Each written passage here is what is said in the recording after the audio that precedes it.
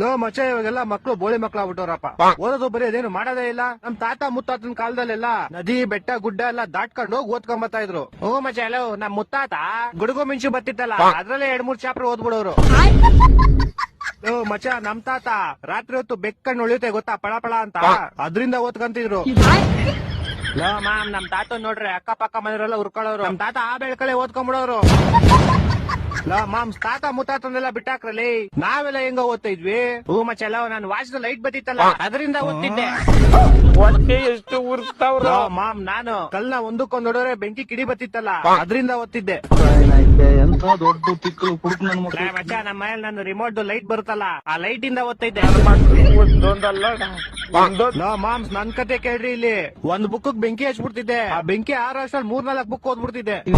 ಕೊಟ್ಟಿದ್ ನನ್ನ ಮಗನ ಅರೆ ಮಚ್ಚ ಒಂದ್ ತಪ್ಪ ಮಾಡ್ಬಿಟ್ಟೆ ನೀನು. ಏನ್ ತಪ್ಪ ಮಾಡ್ಬಿಟ್ಟೆ? ನಿಂಗೆ ನಿಮ್ ತಾತಂಗೆ ಓದಕ್ ಇಷ್ಟೊಂದು ಚೂಳಿದಿದ್ರೆ ಒಂದ್